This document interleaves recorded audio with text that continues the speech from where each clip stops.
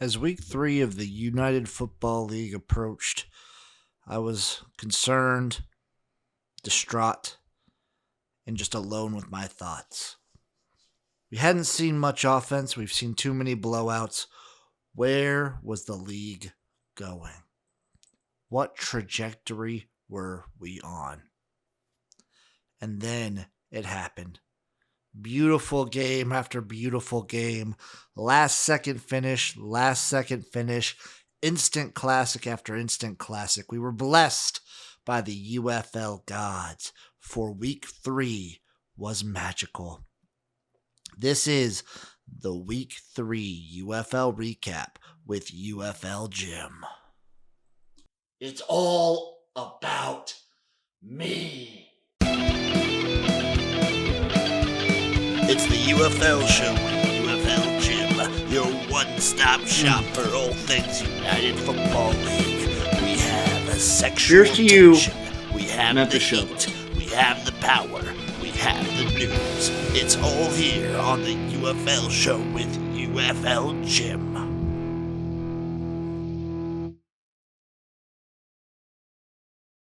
To begin, we take a look at the week as a whole. I had a couple key points that I wanted to address before diving in game by game. Number one, we had the most exciting games of the season so far. What did I say in the preview? I said week 3 is when the league really starts to get itself together. The teams start to feel themselves and we start to see things emerge. Week 5 is the chaos week, but week 3 is the feel it out week. Also, what the fuck is up with Memphis and Birmingham? I am not going to blame the fans. I see too much of that online already, but I'm going to blame the UFL. I'm going to blame the marketing department, of which there seems to be almost none. But what the hell is up with Birmingham and Memphis not showing out to these games? I thought they did some good things in the offseason, but apparently they didn't with Memphis. Even St. Louis is down. Michigan shows promise. The Panthers show promise. Detroit shows promise. But, I mean, it's hard if you're looking at just fan numbers and attendance numbers. It's easy to be doomerish overall. Quarterbacks, teams find out who their actual quarterback is. Talking to you, Michigan. Talking to you, Memphis. Talking to you, Houston. Talking to you, San Antonio. Maybe San Antonio. We don't know them on yet, but I think teams are starting to figure out who their main guy is. And then the refs. We actually get some ref controversy. Finally, now that the NFL has brought some guys to the UFL, brought them up, so to speak, now we're getting our own UFL ref controversies. A lot of people mad at Mike Pereira, a lot of people mad at Dean Blandino. So it goes. I'm still happy that there's this nice level of transparency, and I'm glad to see where the league is progressing after week 3. It's at this point in the show where I'd like to bring in Wizard Jim, our friend and yours, to explain possibly why week 3 was so exciting. Wizard Jim. Thank you, UFL Jim. I was sitting, watching, and waiting.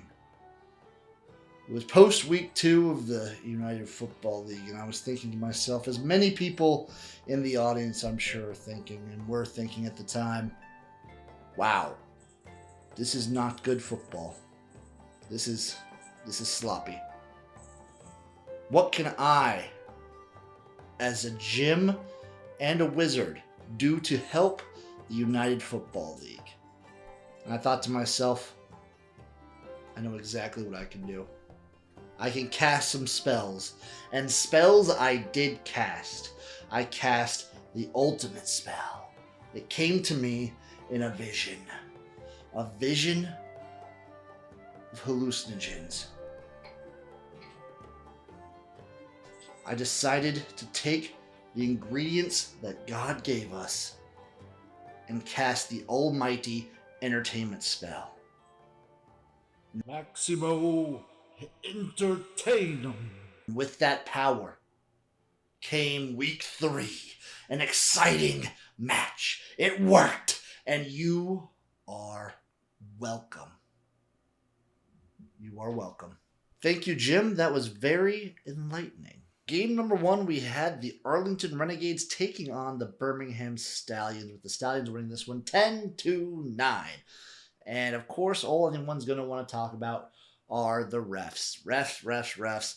The false start penalty. Bob Stoops, I'm just going to get this out of the way. Bob Stoops, the Renegades players, and all Renegades fans have every single right to be mad, to scream, to piss their pants, to cry about the reffing, about the penalty, about all that.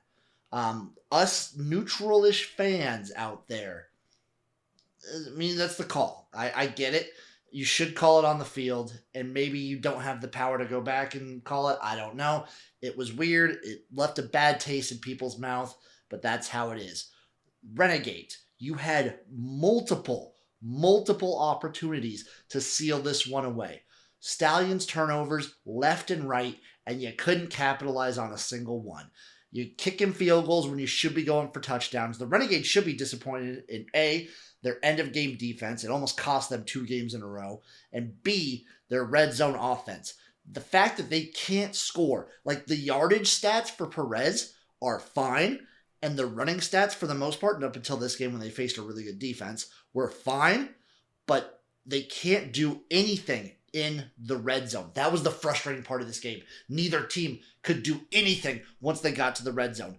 Each team would march downfield, and then it'd be a turnover or it'd be something brutal, and it was a slog to watch.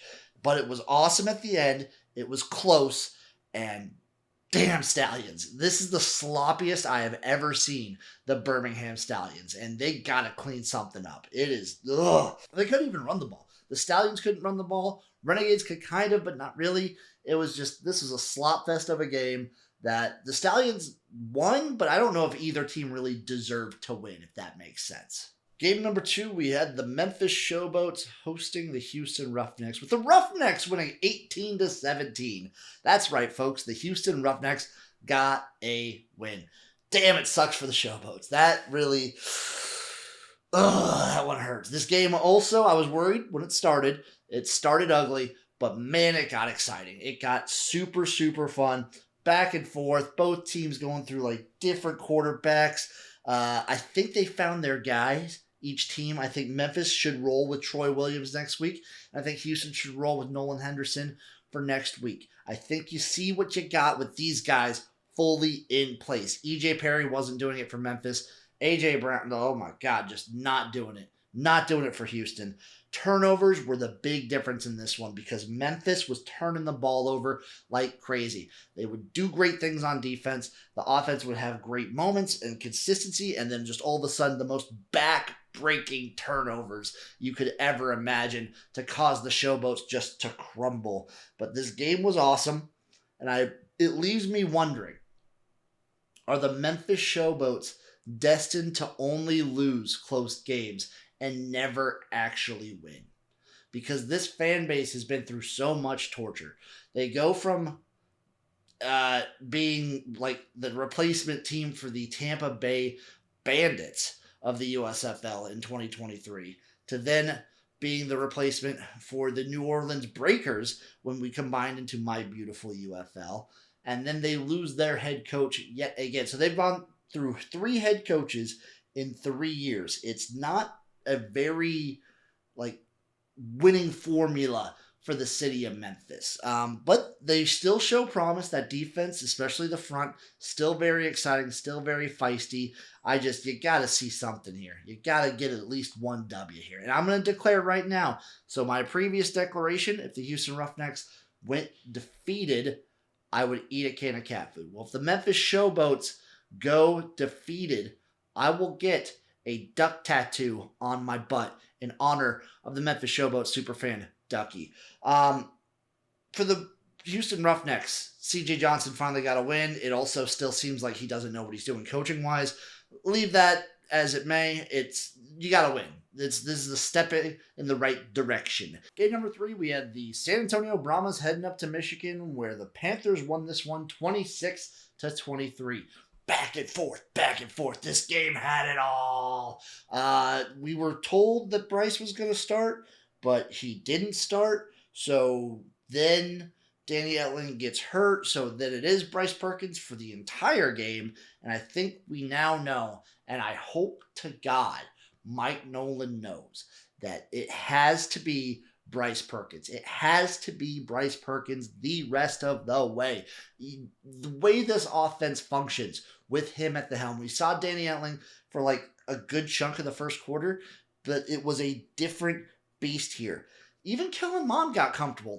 We saw good offense in the later stages of this game. Once Kellen Mond started getting a little bit comfortable, they started giving him a rhythm. Maybe the new OC for San Antonio is working out.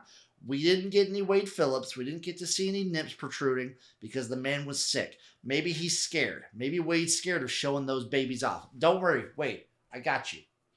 I got you. You could do it together. We could do this together. I want to see Wade Phillips get shirtless.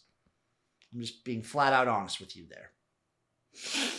But back to the game. There was excitement. The Michigan defensive line was, delicious. It was so good. And then Perkins is hurdling dudes. He should probably stop doing that. The penalties for San Antonio were also brutal. I feel like the Brahmas saw the penalty numbers for the Birmingham Stallions and were like, guess what? Those are rookie numbers. We're the penalty team this year. We're going to take it. We got this. And then it comes down to the last second, destroying the man, the myth, the legend of the UFL, or so the UFL media would have you know. They interview him. He's not really super warming up. Whatever, I don't care. The man who threw his punter under the bus, the man who threw his long snapper under the bus, is now poised to make a game-tying kick and send this into overtime. And what does he do? Wide left. It wasn't even close. It was embarrassing. Very, very embarrassing. Destroyed the Brahmas' chance for their first win of the season. And that's a big takeaway in this one, baby. Oh, God, it was so much fun. This game was awesome. Game number 4, we had the DC Defenders taking on the St. Louis Battlehawks in spring football's greatest rivalry at the moment, with the Defenders winning this one 27-15. The defensive front for the DC Defenders defended the dicks off of St. Louis. It was something to behold, the way they kept getting to Manny Wilkins and kept just destroying the offensive line of St. Louis. They obliterated them all the time. I was worried when Dr. Heat left, but now that he has left, Nurse Warm, we're going to call him, because, Dr. Heat, Nurse Warm, we're going to go Nurse Warmth. It seems to be working out for DC. I say what you want. Hate the Defenders, love the Defenders, whatever. The story of everything that's going on with the coaching situation in DC is something to behold, and it's something that I think you should be rooting for. They're rallying around these guys, and it's working.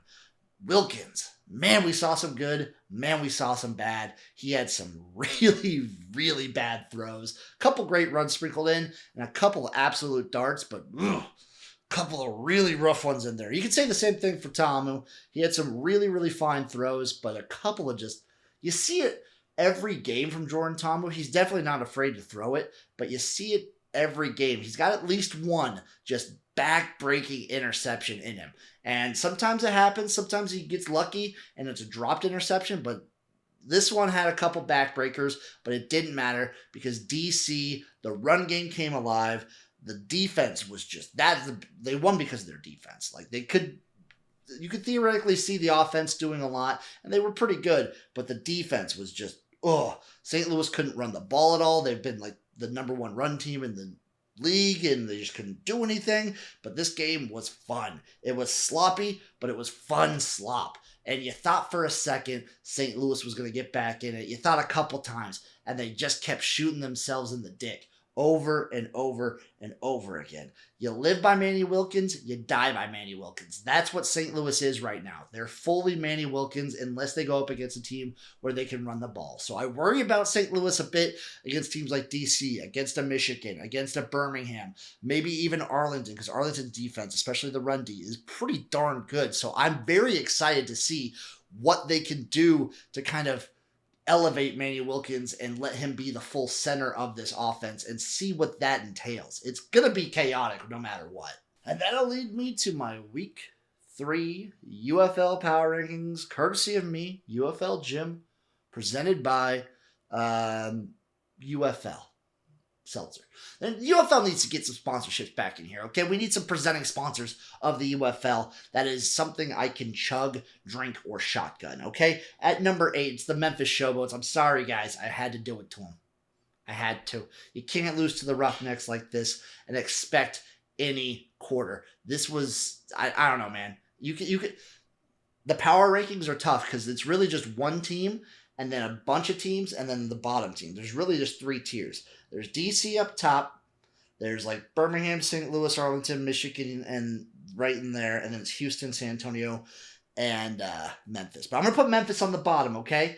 You lose to Houston. You lose to C.J. Johnson. You deserve to be there. At number 7, it is San Antonio. It's the Brahmas. You had it.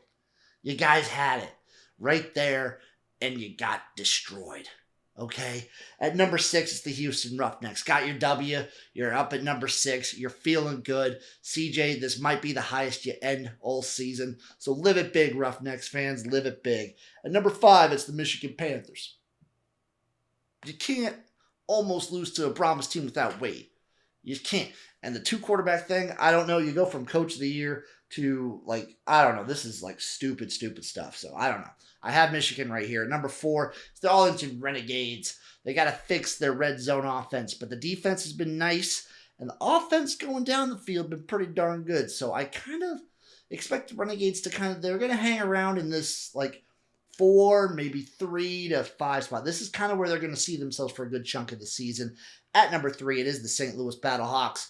You lay a stinker like that, you don't run the ball. Turnovers, defense giving up stuff. You sloppy. Just a sloppy game, and you're going to fall. At number 2, it's the Birmingham Stallions. Yeah, you looked really not good against the Renegades, and that game was kind of gifted to you more than you wanted. But you still won. You've looked better, and this is also just a prove-it thing. Like they've proven it, and you could argue either way for any order for these top 3, aside from number 1, which is the DC Defenders, the only 3-0 team. They've looked clean. That defense is still, like, so mean. Jordan Ta'amu looks clean for a good chunk of the game and then has the backbreakers, but still looks clean for a good chunk of the game. He's, like, one of the better quarterbacks in the league, and DC is someone to watch out for. They are back on that 2023 form, baby. And that leads me to what I hope to see in week 4. I just want quiet. I want nothing crazy to happen between the ending of week 3 and the beginning of week 4. If we can get a couple quiet days, nothing going on Tuesday, nothing going on Wednesday, nothing going on Thursday, and then we go into Friday and get a special game, that's all I can hope for. I want some good Easter celebrations from the league. I want to see players popping out of eggs. I want to see someone dressed up as a bunny rabbit. I want to see some funny stuff this week. That's going to be awesome. And if you can't give me Seltzer celebrations, give me Easter celebrations, because the good Lord of the UFL rose from the ashes that was the XFL and USFL, combined them together to the holy trinity of spring football. And that is what we have this Easter Sunday. And then just answer my emails. I email you guys all the time about what marketing things to do, about what we could be doing as a league, about what we could be doing to generate things for the UFL, and you don't respond, and that's rude. And I'm tired of it. Week 3 in the books. Let's just sit back, enjoy ourselves, because damn, that was fun. It feels good to have a really good week under our belts. I'm going to go back to the garage, put on some of that film, and just jack it.